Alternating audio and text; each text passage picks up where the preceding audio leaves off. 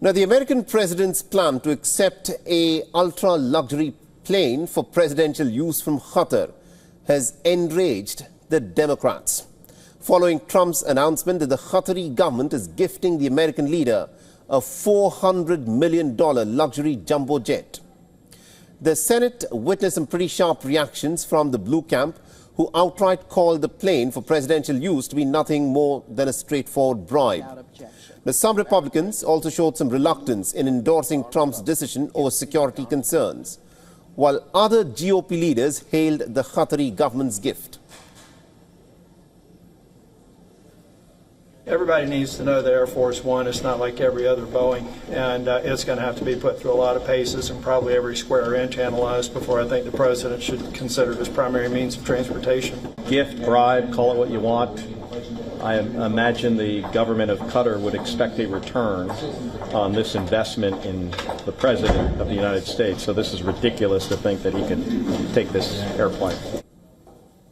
The questions have also been raised in the past comments made by the American administration that has repeatedly referred to Qatar as a country that funds terror.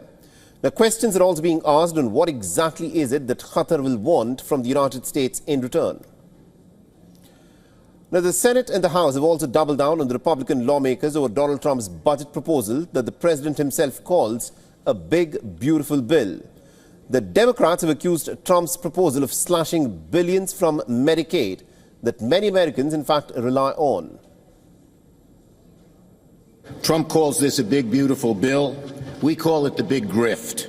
Greedy Republicans in favor of tycoons.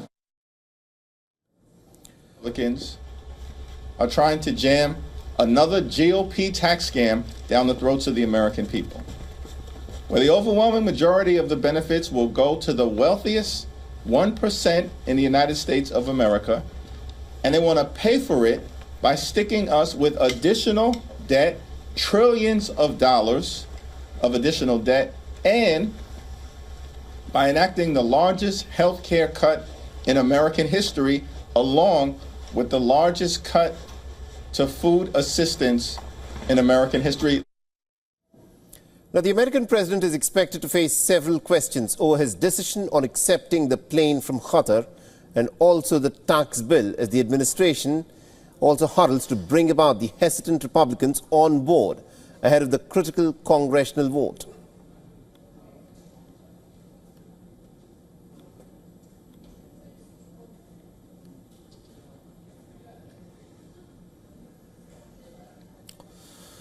All right, now to give us more details in terms of what is happening at this moment with respect to this story in the United States of America, we are joined by our correspondent Susan Tehrani, who is joining us live from New York. Susan, this is an interesting gift that the Qataris are giving to the American president. It is a luxury jumbo jet. Some are in fact describing it a palace in the sky. Donald Trump says that it's not a big deal, but the Democrats are raising some serious objections to it. What's happening on that front? Yeah, not just the Democrats, but a lot of Republicans and even Trump supporters on social media are saying, Mr. President, don't take the jet. There is nothing, the plane. There is nothing. There's no such thing as a free plane, basically. President Trump says that he's going to abide by all rules and regulations. His press secretary has made that clear. And it might be lawful. They're going to go through the lawful means. But, first of all, Republicans are concerned that despite having such a successful trip so far to the Middle East, this trip is being overshadowed by this Air Force One situation, the Qatari airplane, replacing it for a short period of time. And second of all, what would Qatar want in return? And third of all, Qatar historically among Democrats and Republicans has been a country where it has, homed and housed people like Ismail Haniyeh of Hamas and others. So there is just a growing concern about what direction this is going to go. And, no matter which way a lot of people look at it, even the American public, it just doesn't seem right. Nonetheless, the jet isn't here yet. We don't know if President Trump will ultimately accept it or not. He's expressed optimism, but there is a lot of concern, rightly so, about, what role this plane is going to play in future Qatari-U.S. relations. Interesting. We'll have to, of course, see as to how that story unfolds. But Susan, do continue to stay on with this.